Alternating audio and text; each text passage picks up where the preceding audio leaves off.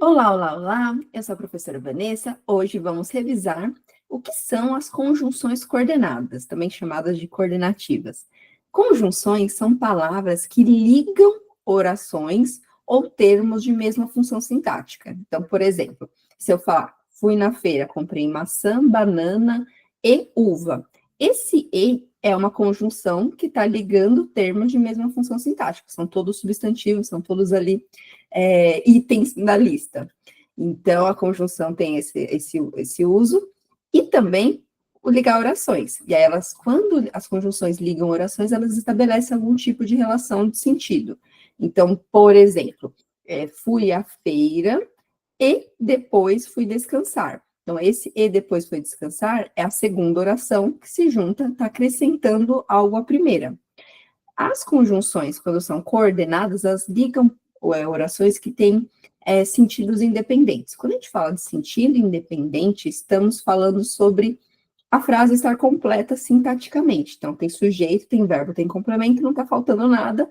Você usa uma conjunção para ligar a próxima oração, que também vai ter sentido independente. Uma não vai depender da outra para ter sentido completo, que é diferente das orações subordinadas, onde a gente vai ter a conjunção que vai ligar a subordinada a algo que está faltando na oração principal. Mas aí é assunto para outro vídeo. Vamos ficar aqui só nas conjunções coordenadas. As conjunções coordenadas, a gente tem 5 classificações. Elas podem ser aditivas, adversativas, alternativas, conclusivas e explicativas. Vamos lá, eu vou mostrar para vocês aqui um arquivo para poder vocês irem vendo os exemplos. Bora lá. Então, as conjunções aditivas são aquelas que somam ideias. Principais conjunções são e, mas ainda, mas também, o nem. O nem tem o sentido de você falar e não. E não. Aí, ao invés de você falar e não, você usa o nem. Próxima classificação, conjunções adversativas. Elas trazem uma ideia de quebra de expectativa, uma oposição ao que veio na oração anterior. Principais conjunções adversativas. Contudo, entretanto, o mas, não obstante, no entanto, porém e todavia.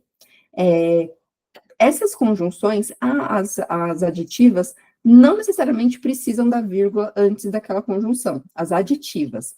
Nas adversativas, é obrigatório o uso da vírgula antes das conjunções adversativas, ok? Conjunções alternativas, elas indicam opções, alternativas. Então, as principais, elas geralmente vêm de duplinha, mas não é obrigatório. Mas, o ou não é obrigatório vir ou, duas opções, pode usar só uma. Agora, as outras costumam ser necessário você usar de duplinha. Então, já, ora, esse ora sem H, tá? O quer, seja. O próprio verbo vai servir como conjunção nesses últimos exemplos que eu dei, tá? Muito bem. Alternativa. Próxima classificação são as conclusivas. Fui na ordem alfabética aqui, né? Eu gosto geralmente de explicar primeiro a explicativa e depois a conclusiva. Mas tudo bem, conclusiva para concluir, não tem problema. Conclusiva. Você conclui algo do que teve em relação à primeira oração. Principais conjunções. Assim, então, logo, por isso, portanto. Portanto é ótimo para usar no fim do texto dissertativo argumentativo. Por conseguinte, pois. E aí o pois tem uma coisa interessante. O pois ele pode ser tanto conclusivo quanto explicativo. Só que vai depender da posição dele na frase. Quando o pois ele é conclusivo, ele vai estar entre vírgulas no meio da locução verbal. Então, por exemplo, ele estudou muito, vírgula, deve, vírgula, pois, vírgula, tirar uma boa nota. Essa é uma construção que não é muito natural a gente usar no dia a dia, mas é uma construção possível, gramaticalmente falando.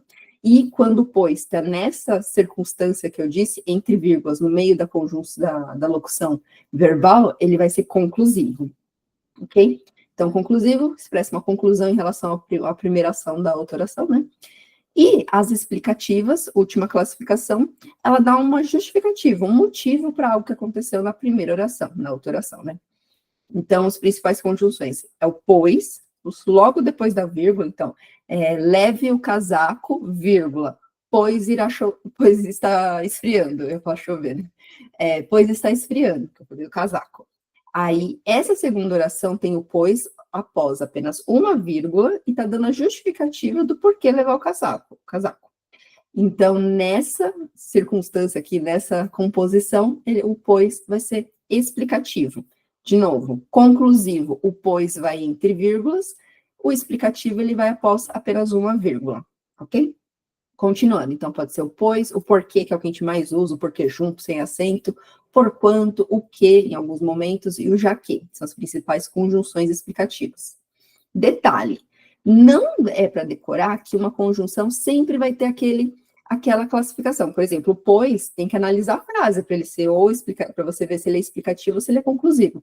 Isso acontece com outras conjunções. Às vezes o e pode ter a ideia de adversidade, o mas, se tiver junto com o também, for mas também, ele vai ser aditivo.